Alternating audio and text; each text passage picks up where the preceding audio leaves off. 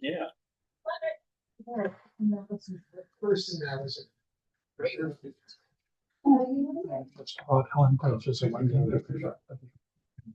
Okay, let's get this started.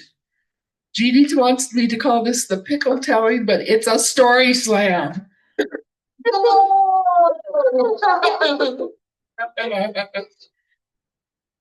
A story slam is when people stand up and tell a personal story. You're not telling somebody else's story, you're telling your story from your personal point of view. And you're doing it without notes, and you're staying on theme, which tonight is pickle, and you're staying within the time limit. You've got 5 minutes to tell your story with 1 minute grace to wrap things up. Now, if you're up here telling a story and you hit the 5-minute mark, you will hear this. If you go all the way to 6 minutes, you will hear this. And believe me, for the person standing up here telling the story, it's like a bomb went off. So that's why we're not having anything more disruptive. Oh. Yes? I'm sorry, I thought I heard a question. the cowbell. Oh, no, you have no idea. First time I told a story on stage, and I went, a few seconds over 5 minutes, and that bell went off. My whole story just left my mind. I panicked, and I thought, oh my God, I don't know where I am anymore. I'm going to be very protective of the people coming up here to tell stories. We must be kind. It's hard to do this, and so everybody should be very supportive and clap a lot. We've got room for 3 more stories. We probably got space. We got time to do 10 stories in this time period. And so if halfway through the program you say, I could do that, you've still got time to try out. It does help out if you get done a little practice. And nobody wants to do the first story, so I will do it. And don't be intimidated just because it's G. I think science fiction fans who write anecdotes in fanzine articles are potentially some of the best storytellers. I think the kind of things we publish in fanzines are just perfect to make into a story slam story. So think about some of the best stories you've told and think about how you could tell them in a short period of time. Well, I think that's about all I'm going to say right now. Leave time for the storytellers. And so I will start out with my story, my pickle story. And start timing after I start. I took Professor Flager's introductory course in geography when I was a freshman in college. He so inspired me with his stories of exploring the Amazon jungle and chasing tornadoes in Oklahoma that I declared a major in geography. I imagined that after graduation, I would travel the world and write about how the connections between communities and the environment. I studiously overlooked the fact that modern geography relied on data and computer models. A career in geography would mean I would have to become fairly expert in the use of statistics. And so it was that a nightmarish required class finally convinced me that maybe this was the wrong choice for me. It was statistical analysis of geographic data. I qualified for an accelerated version of this class, and it meant 1 day a week, Thursday afternoon, for 3.5 hours. I was the only woman, and my fellow classmates spent much of their time asking questions way beyond the scope of the syllabus. And Professor Ted Miller was more than glad to digress into historic mathematics, which meant that about 15 minutes into each lecture, I was lost. So I made sure to write every single word that the professor uttered or wrote on the blackboard in desperate hopes that it would eventually make sense to me. But still, there were afternoons when tears trickled down my cheeks. I was so stressed out. The textbook was no help. It was a thin, small volume with lots of equations and charts and no explanations. It was like reading a recipe book with lists of ingredients and no instructions as to how you actually make the cake. And looking back, I know there were lots of things I should have done. I should have asked for help. I should have dropped the class, taken it with another teacher, but I didn't. I stuck with it. The worst part of this whole thing was that Miller assigned no homework. There were no quizzes. The only test was a final exam, which was a take-home exam with one single question for a 5-credit course. And I knew that if I missed answering that single question, my grade point average would just go down in flames. So I gritted my teeth, took the exam home with me, and spent hours scouring my notes, trying to find an analogous problem that resembled the exam question. I found one. It still didn't make any sense to me, but I substituted in the variables from the test into the problem, worked out the math to my best of my ability, and circled my answer. 2 days later, I was flabbergasted to find out I'd made a B+ on this test. But I realized that something had to change. I needed to look at my career goals and make some changes. I just slammed into a brick wall in a dead end alleyway. So, I'm sorry, I've lost track of here. I was in a real pickle. That's what.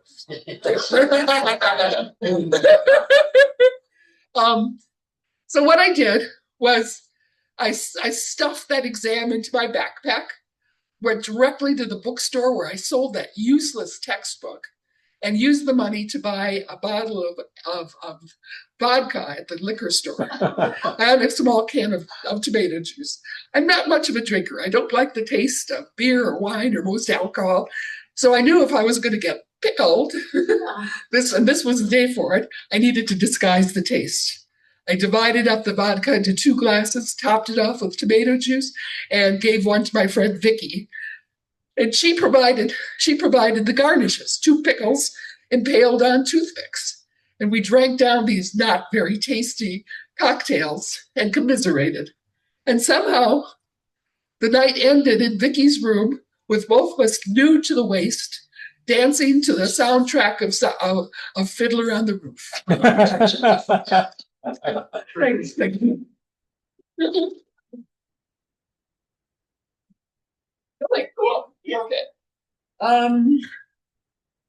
Andy is the next storyteller.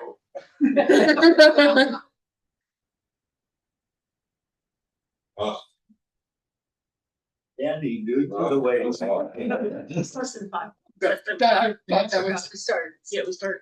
That's a hard draw. This is like drawing Switzerland and curling. All right, so I wanted to talk about something that had at least some connection to Corflue. So, we've had, in 43 years, we've had a whole wave of people come and go and wax and wane in Corflue. So many people here will not remember that 25 years ago, something on the order of 15 members of Corflue were all employed by the same company known as Channel Space Incorporated, which was an internet boondoggle attempting to create what we called affinity portals, which were essentially sites for fans of things. And we started out by making a site called collectingchannel.com. And Arnie Katz hired a whole bunch of us to come and contribute material every day so that we were essentially publishing a daily newspaper about collecting. And 26 years ago at the Corflue 17 in Seattle, the morning that Corflue began, 7 or 8 or 9 people attending the convention were all laid off. were all told that their services were no longer needed because the company had gone from the growing phase of boondoggle to the shrinking phase of boondoggle. And that just happened to fall on the day of Corflue. So this began a tradition at Corflue, which lasted for about a decade, which was to argue about the demise of channel space. And Ted White was the master of this. He would point out that, you know, we weren't actually available for real searches, that we weren't really on the internet. It was all a boondoggle. So there were a lot of bitter feelings about it, and especially people at Corflue that weren't involved with channel space got very tired of hearing about it. And it was a real major step forward when I think it was maybe in Toronto. We went the entire weekend and no one mentioned channel space for the whole time. And so that I felt like we'd gotten over the hump. So now I want to bring it up again and talk about something that was actually positive about it, which, like, I made $50,000 a year and I got out of debt and we bought a house that we live in now. And a lot of people got to write and write and write and gradually become fairly decent writers. And I had, so my job at Channel Space, at Collecting Channel, was I was in charge of toys. I was in charge of the toy collecting channel. And I had the glorious experience of having three previous attendees of Corflue as my staff writers: A.P. McQuitty from Austin and Seattle, Bill Bodden from Madison, and the wonderful, incomparable Stu Schiffman from New York, Boston, and Seattle. And they respectively were in charge of action figures, die cast, and character toys. And we were the toy musketeers. A couple of weeks before that awful day in Seattle when everybody got canned, they had just sent me and Stu and Bill to New York, where we got to attend the Toy Fair, which, if you're not familiar with, every year, early in the year, there's a massive convention in New York, which now is held in the Javits Center and fills the place completely, of all the world's toy manufacturers, essentially showing off what they're going to offer for the next year. So we had this fantastic experience of being sent in there and essentially doing gonzo journalism about toys. And, you know, hot new Star Wars releases, Minoc Hunt. Look at the delicate rose color on Princess Leia's cheeks in the new release of the Minoc Hunt. So it was a lovely experience where we could pretend that we were important. And the highlight of the week was going to a premiere party for a fashion doll whose name was Penelope. And this doll was not like a Barbie or a Madame Alexander or any of the real mass market sort of dolls. There were only something like, 500 made. And all of her outfits were made by actual designers and had like real gems attached to them. And we went to this premiere party and we were the only straight men there. And the next day, Stu took us to the Carnegie Deli, which was still open then, and we had a fantastic time. And I had Stu ordered pastrami, as he always did, and they brought him his sandwich, and it was gorgeous, not too much fat, but not dry. But they forgot the pickle. And so Stu finally flagged the waitress down about 8 minutes later and said, "I'm sorry, but you forgot my pickle." And she said, and ran back to the kitchen. And she comes back and there's a pickle on a plate that's the size of a 12-ounce can of soda. That's fun. And we cut it into 4 pieces.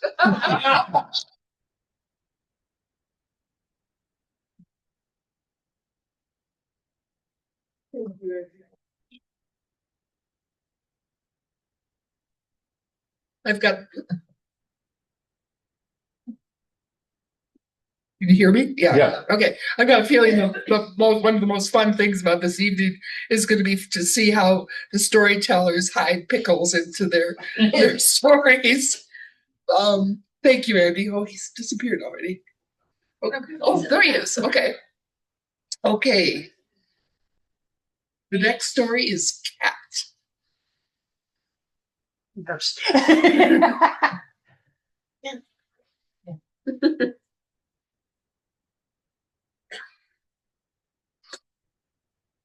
So there I was, stepping off a plane in Logan Airport, and I had 10 minutes to catch my next flight. Well, okay, let me give you a little bit of background first. Is that, first of all, this was the summer of 2002, about 9 months or so after 9/11. Second of all, I was visiting my then boyfriend in Halifax, which meant that I had a trip across the country of San Francisco to Cincinnati to Boston to Halifax. It was a whole day, quite the trip. But the first leg of the flights, San Francisco to Cincinnati, beautiful. I couldn't have asked for a better flight. Only to find out when we got in Cincinnati and they went to load the plane and then decided that no, they had a weather stoppage. I'm like, great, okay, no biggie. I've still got plenty of time. Everything is, there's layovers. This is why there's layovers. But as the minutes went by, 15, 20, 30, and we got to be an hour, and I'm starting to look uneasily at my watch going, okay, when is it going to be that I'm going to miss my flight in Boston? Finally, we're getting close to the 2-hour mark, which is about how long my layover in Boston was. And I'm going, okay. And that's when they load up the plane and we take off. And I wish I could tell you in words just how beautiful it was to be dodging between the thunderheads that were between Cincinnati and Boston. And we landed in Boston safely. And there I was, where I told you I was at the beginning of the story. So the first thing I did was my sister was being the go-between between me and Halifax.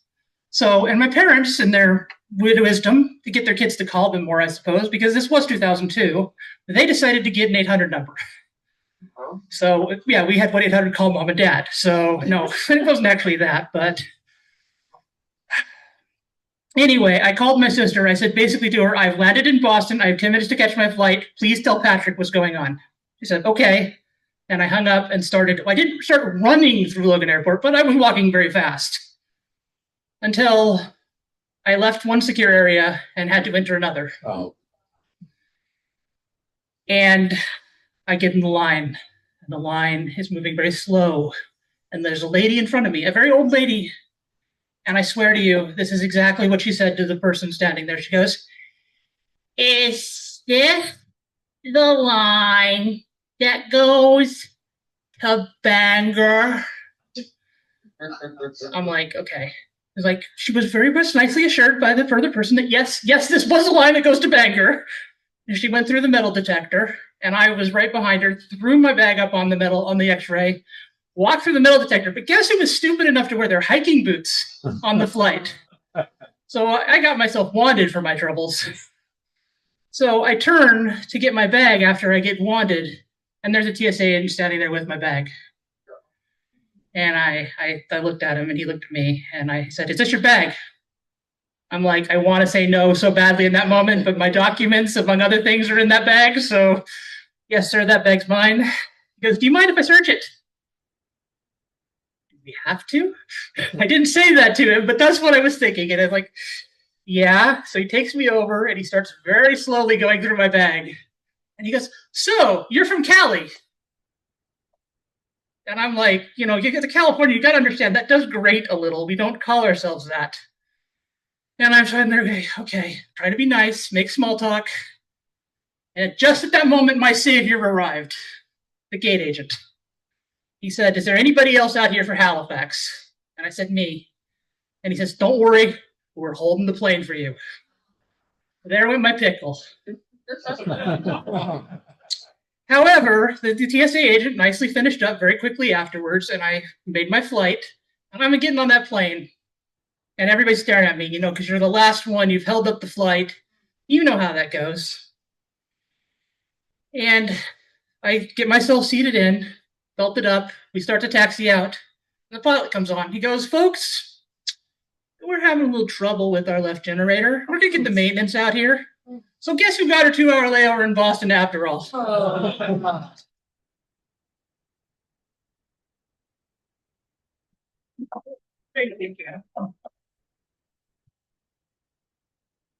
Okay.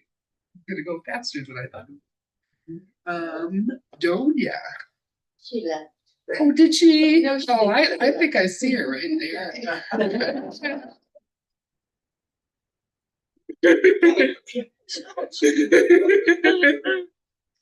You'll be great. Just a moment. Don't look at me like that, don't. I would have told about those, 10 texts you sent me to encourage me. Okay, Let's move you over next to the This way a little bit. so here. that you're the camera. Okay. You're good. Okay, and I just hold this. Yes. Yes. And I'm speaking into it, right? Yes. Okay. Well, I guess I should start. Ready. 1970, I flew San Francisco to Tokyo. I was 19 and headed with about 70 classmates to Bangalore, India, where we expected to spend the next year working with Bangalore University and becoming a third culture, world citizens, knowledgeable about South Asia. And yes, this was an experimental program. But anyway, so we were expecting some cultural misunderstandings and difficulties over the course of the year. But we didn't expect them to start in Tokyo.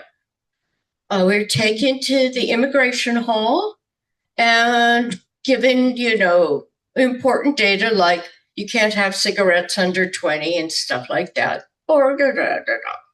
And then out of the blue, someone asks, do you have any swords? And we laughed. And it wasn't the pronunciation that bothered us. It was the idea that we have 20 kilos of stuff to carry through a year in India. And at that time, you couldn't buy film in India. You couldn't get tampons in India. You really needed your 20 kilos. Why would we waste it on a sword? Well, in any case, we got to our hotel. Our professor read us the Riot Act. And I, in fact, was very embarrassed and ashamed. And I thought, I am an ugly American. I was very daunting. But that did not stop me from travel. And 15 years later, Alan Baum and I flew from Delhi to Osaka.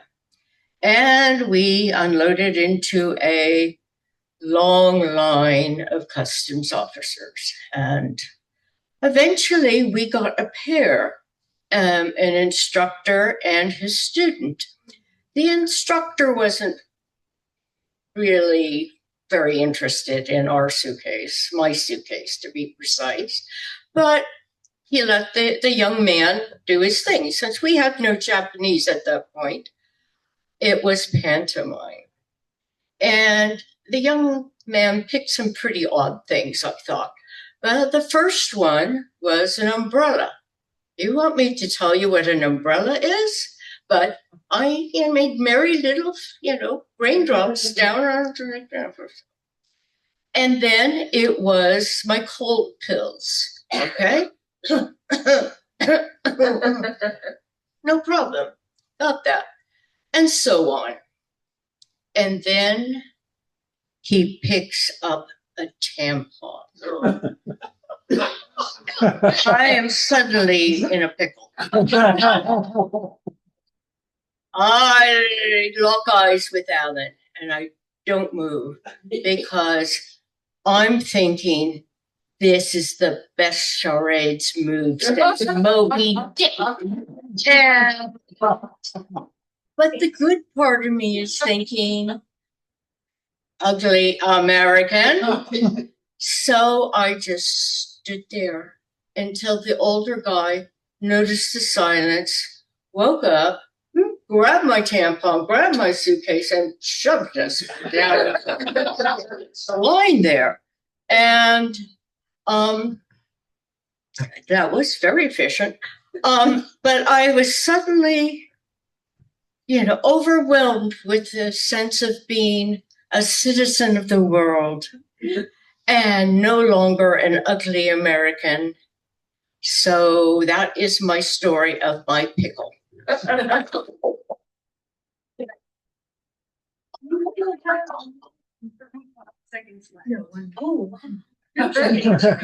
because when she saw it was. Yeah, it goes fast. Thank you, Donya. I think that was great. I would have liked to have seen the explanation you gave if you had though. I was thinking, oh, we're gonna regret this.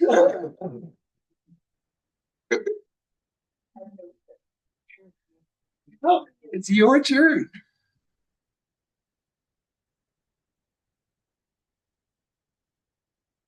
We tell travel stories.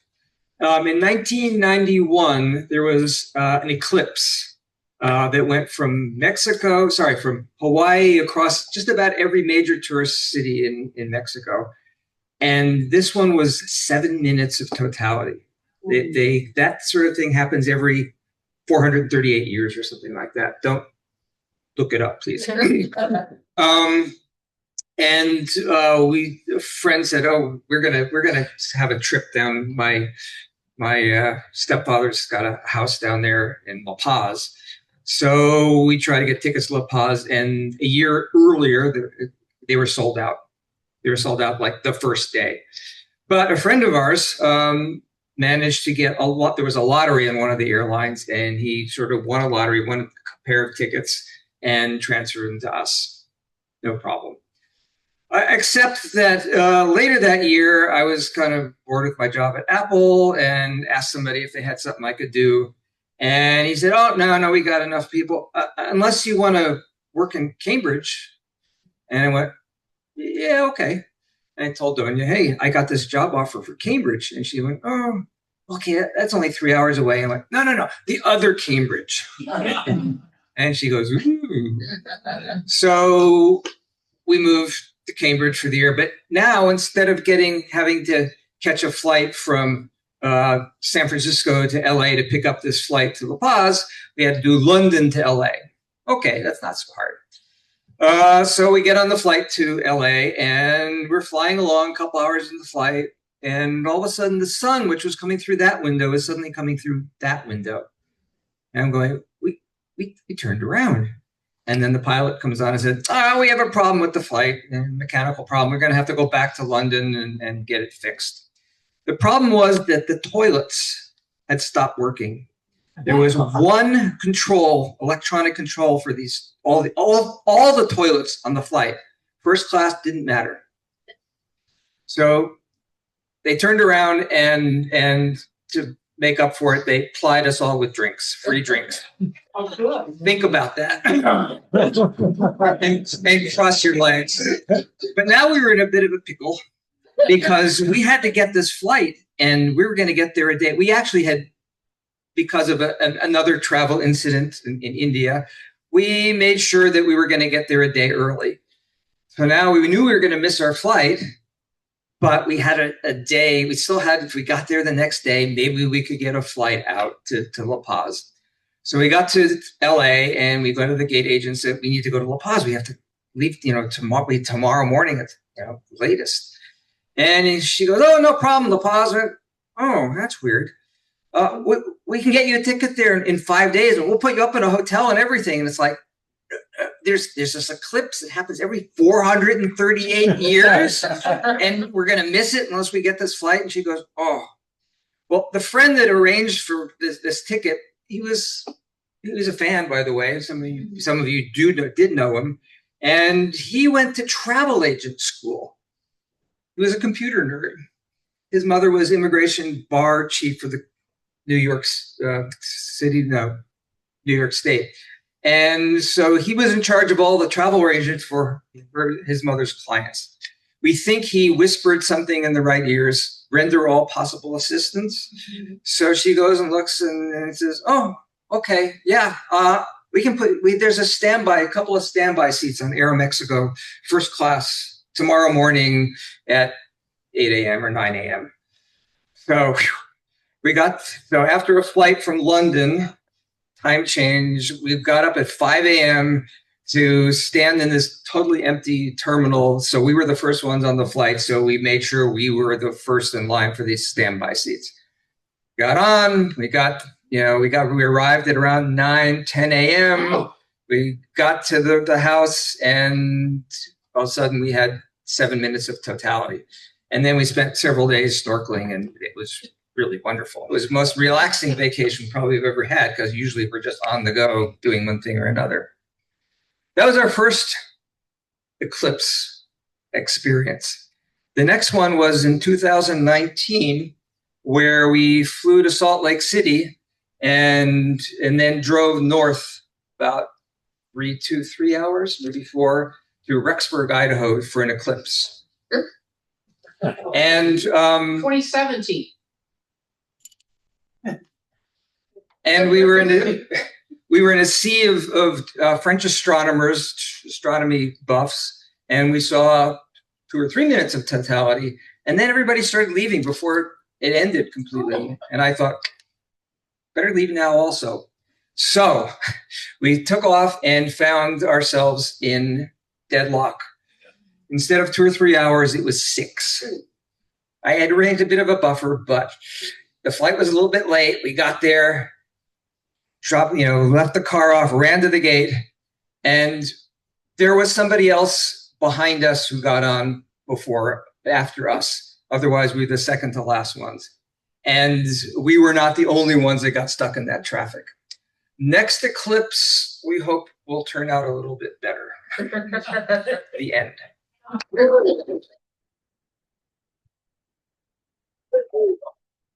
Thank you, Alan.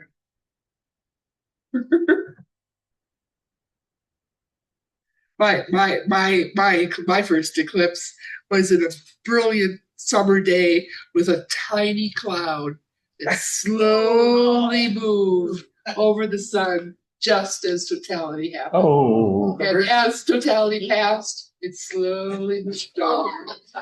In this particular eclipse, there were clouds and they evaporated when the sun appeared. Oh. Oh, cool. That's cool. Okay, we have Madeline is next. You ready?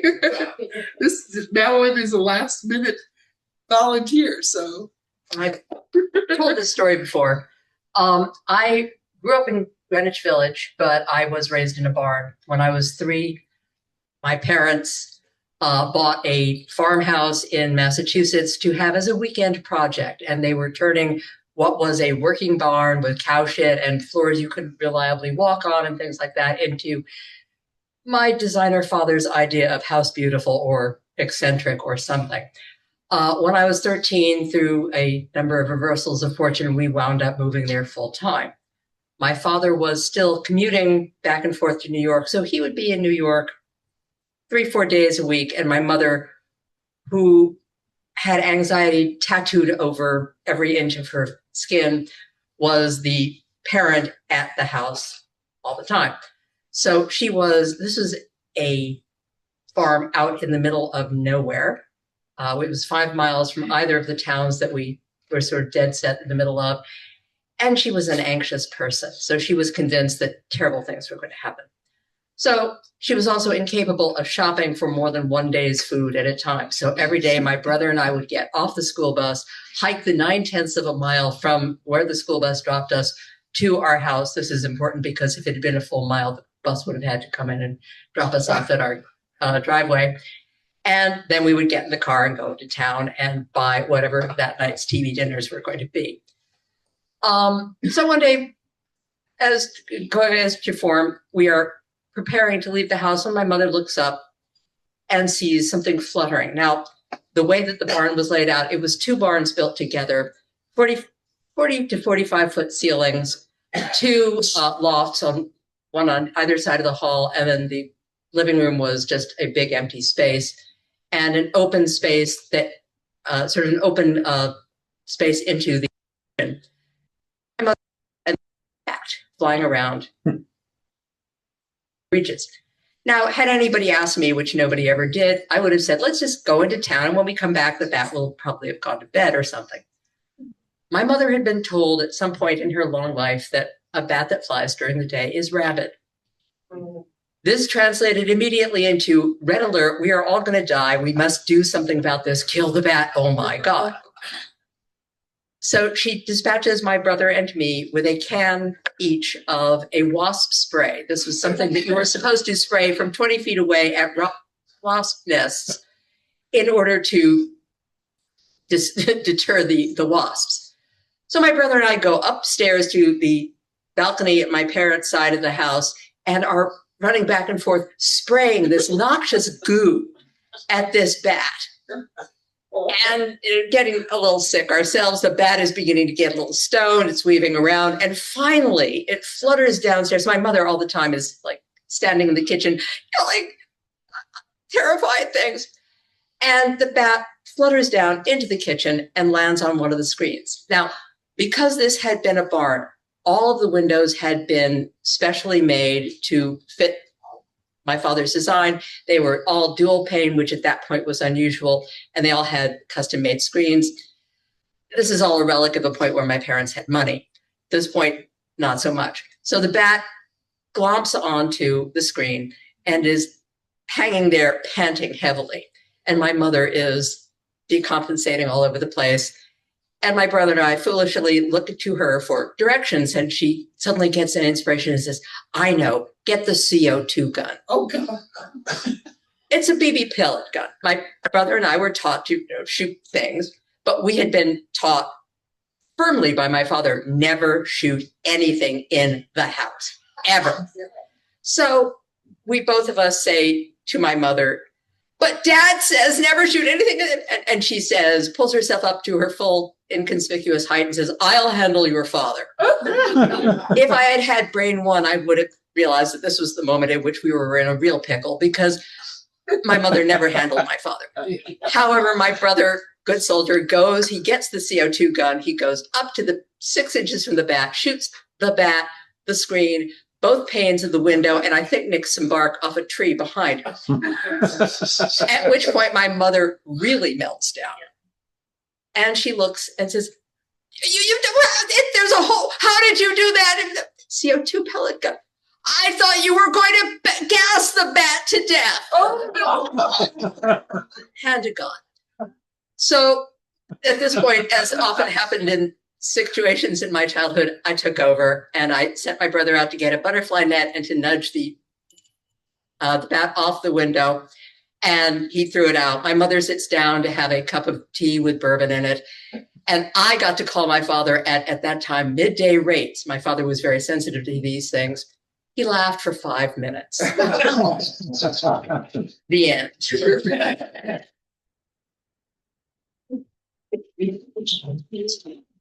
I got the takeaway.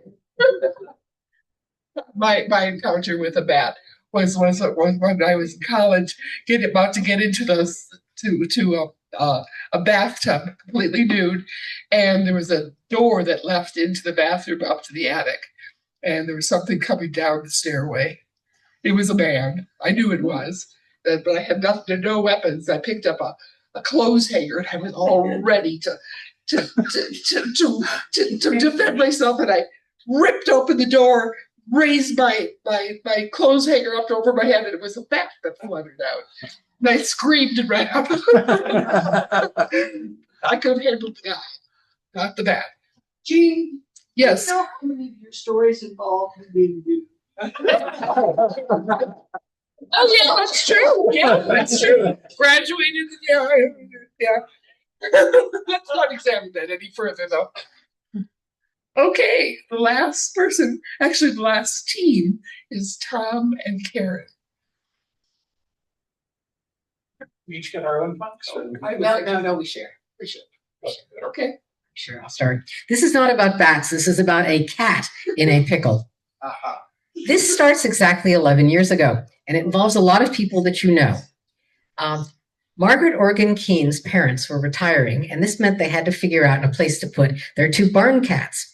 And Margaret and her husband, Bruce DeRocher, agreed to take one of them, and I agreed to take the incredibly sadistic and sour-tempered one named Mr. Cat. In order to get rid of Mr. Cat, because he was trying to kill our cats, I did an advertising campaign for him during Christmas. I did each of the 12 days of Christmas, showing him in a little tableau. And the person who fell for this was Jane Hawkins. And Jane kindly adopted this incredibly nasty cat who adored Jane, and they spent the rest of their lives together. Meanwhile, Arlen Robbins, who some of you know from the Bay Area, had a group of 20 cats that had been living in the property of their late owner, and they were really going downhill. And she decided to follow my example, do an advertising campaign on Facebook to get rid of the 20 cats. The first cat she featured was Tinkerbell. And I thought Tinkerbell was so cute, and I wanted to help Arlen, so I agreed to take Tinkerbell. And Marty McKenna, who many of you know, agreed to take an orange cat. And Tom agreed to go down and pick up the cats. And I get a panicked phone call from Arlen. I can't catch the orange cat, she said. I said, well, there's another orange one. Just grab that and give that one to Marty. And she said, well, I've got Tinkerbell, but I've got Mr. Tippy. Wouldn't you like Mr. Tippy? He'll be no trouble whatsoever. And I said, sure, why not? So Tom heads down there, and Arlen takes the cats home and discovers they're covered in fleas. So you'll like this part, Jean. She takes off all her clothes, and she gets in the shower with the 3 cats. At which point she discovers that Mr. Tippy has horribly infected teeth, and he sinks them into her hand. This now results in Arlen going to the hospital, and the 2 cats are rushed to the veterinarians, Tinkerbell and Mr. Tippy, and they were in such trouble with their teeth that Marty just came down and got the orange cat, who shall not be named, and Tom came down and eventually got these 2 completely drugged out cats from Arlen, who at this point now has the flu. So I packed the cats into the car and a little tiny litter box and all of that. And I drive up to the house of my friend Candy, who's living in Cottage Grove, Oregon, a place that is entirely off the grid. There is no cell phone coverage within half a mile of her house. And she keeps dogs. So we're keeping the cats in the car, and I decide to let them out so they can have some food, use the litter box, all of that. They're not trapped in this little tiny cage for the entire night. So I go in and go to sleep, and we come out, and Mr. Tippy is nowhere to be found. Tinkerbell has just used the litter box and gone right back into the cage and is doing just fine. We search. We cannot find Mr. Tippy. We search, and we just think he's gotten out. Eventually, I discover that he has managed to crawl into an air duct and wrap himself around the steering column of the car.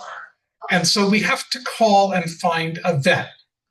Well, at this point, of course, Tom can't use his cell phone anywhere. So he has to keep going into her house to make phone calls. And he calls me, and the first thing I said is, don't start the car. And then Tom said to me, well, we think it's possible he may be dead. And I said, oh, for God's sakes. This was when I discovered it's Sunday. Nobody in Cottage Grove can take the car apart. And I finally find a mobile mechanic. I call a mobile mechanic in Eugene, and he says, I'll go right down. And I thought, I said to the guy, would you like my credit card number? Oh, no, he says, I only take cash. And I thought, oh, no. So I quickly called. He heads down. I called John Hedke, who many of you know. He wrote the Complete Idiot's Guide to Disaster Preparedness. His wife is a federal judge, so now we have lawyers' guns. He runs off and gets a bunch of socket wrenches and a bunch of money, and they all arrive in Cottage Grove. While I'm there with the mechanic, who has now taken things apart and gotten Mr. Tippy barely out of the thing, when Mr. Tippy is sort of shaking, we put Mr. Tippy into the carrier. And I'd taken the carrier apart in order to get him out the night before. And so the bottom fell out of the carrier. As I'm about to close the door, Fortunately, we just put the lid back down on it. He didn't get away. And we put everything together. We tighten everything down.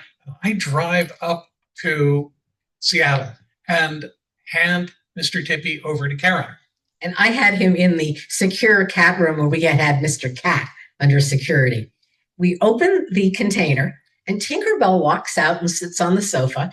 Mr. Tippy explodes into the air. I do not remember seeing him, just this explosion, and proceeds to vanish for 3 weeks.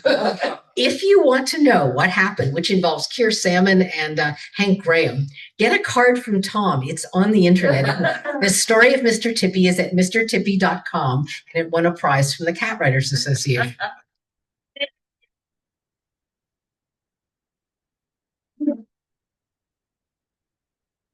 How many cats could write?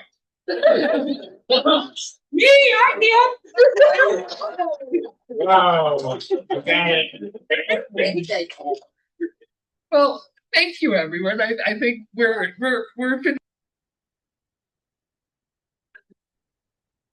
this game a try.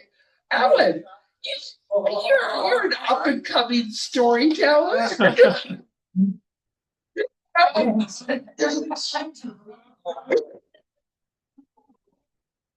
Well, there seems to be an animal theme.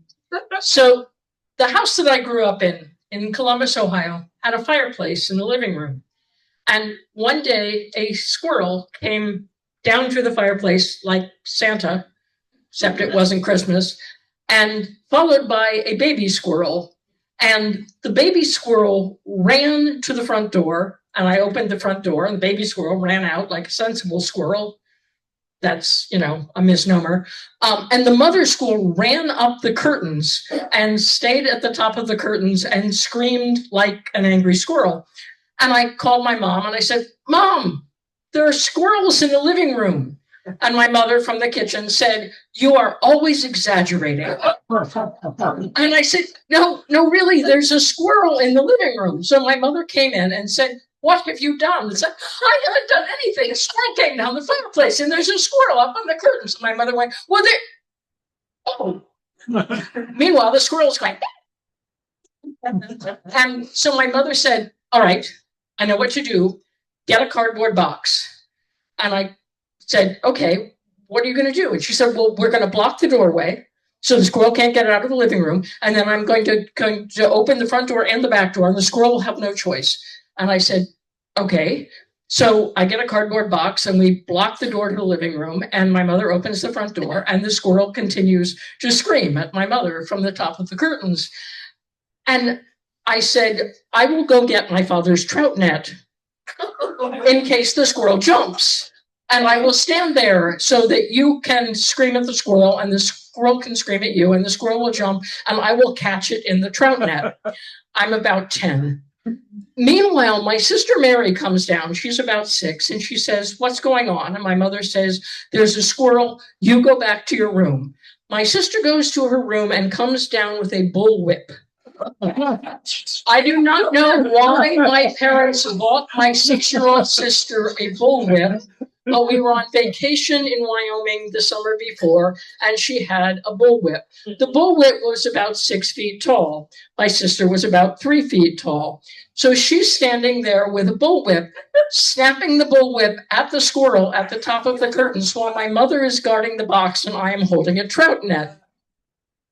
At this moment, my father pulls up into the driveway. He gets out of the car. He walks up the walk. He picks up the newspaper. He tucks it under his arm. He walks in the front door and he stops. And he looks at my mother with a box. And he looks at the 10-year-old with a trout net. And he looks at the 6-year-old trying to snap a bullwhip. And he puts the paper under his other arm and goes back out the door, gets in the car, and drives away. And when he came back an hour later, everything was fine, and we never talked about it again.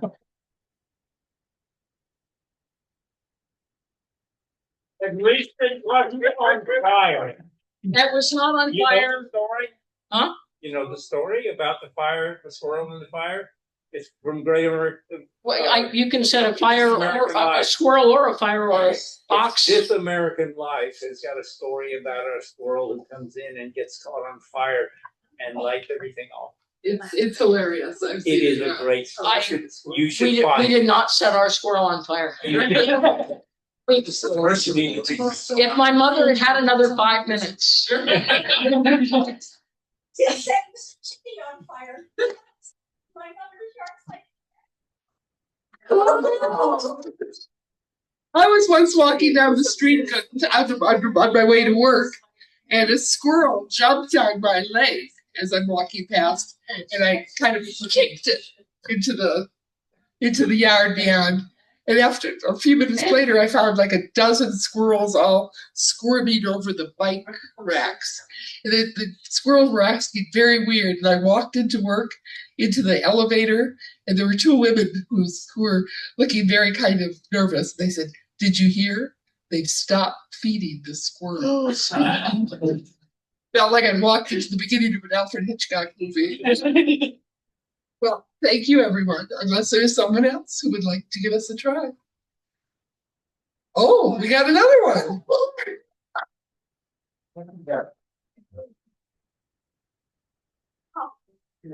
Very quick on it. Well, Okay. all right. Okay. Yeah. Now stand so that you're in the picture. Yes. We can. Yeah, go back a bit.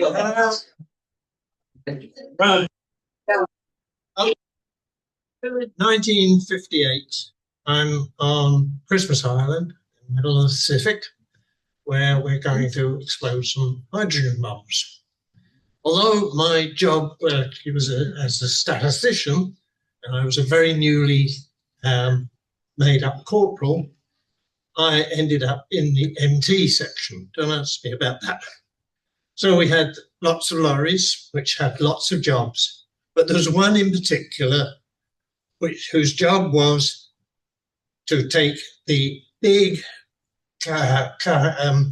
oil barrels away from the latrine, I don't know where, to empty them. That was our job. Anyway, every night, of course, it was steam cleaned, but it still stunk to high heaven. So before the actual bombs let off, we had a rehearsal where everybody was trained how to,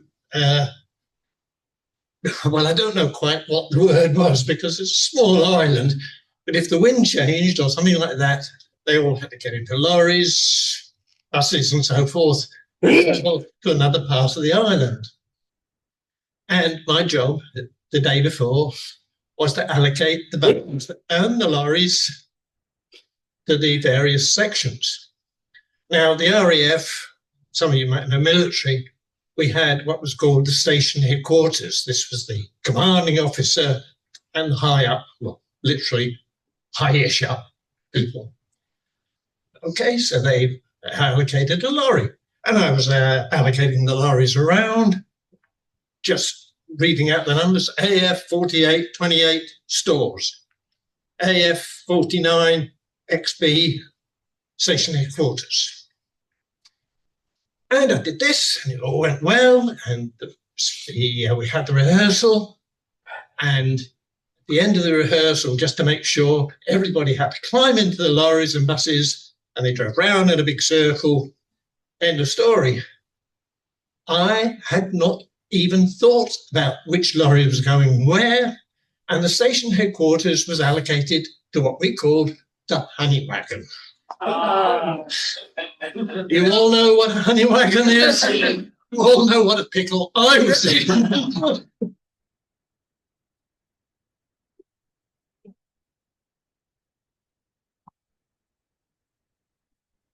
Okay.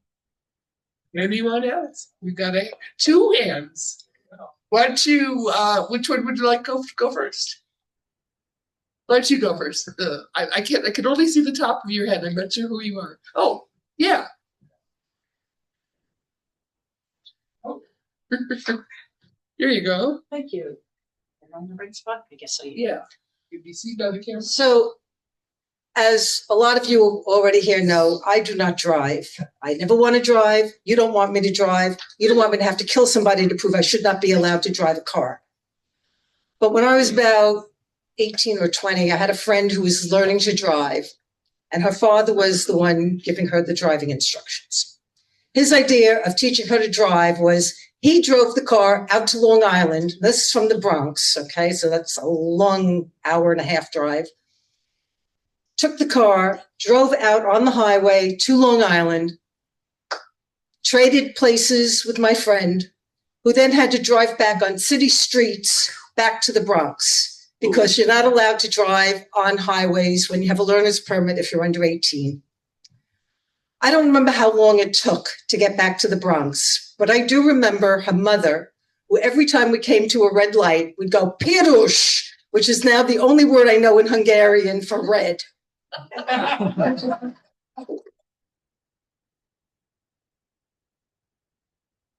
That Ellen Pages? Yes. You want her to? You did already. Okay. Okay. Thank you. That was great.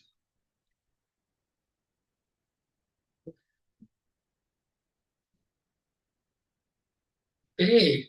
Okay. Let's cut out as soon as I have the public speaking. You want to be so that you can be seen at the camera.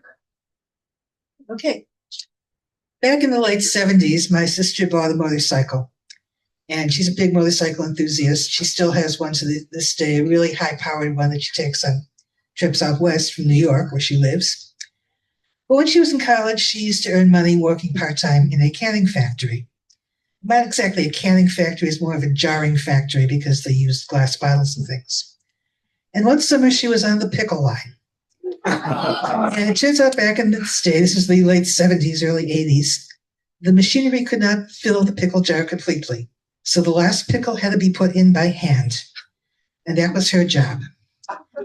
So 40 hours a week, she stuffed pickles into jars. And she claims every Friday when she left, she would be singing, "I don't want a pickle, I just want to ride my motorcycle." That's perfect. Yeah. I bet it is. That's perfect. Well, are we through for the evening? No, we've got one more. Oh no, that was a high five, not a volunteer. Sorry. So, I hope you all enjoyed it. Think about doing some story slams in the future. I think this is a program that goes really well with Spanish anecdotes. Yes. Yep. Okay. Well, thank you. Okay.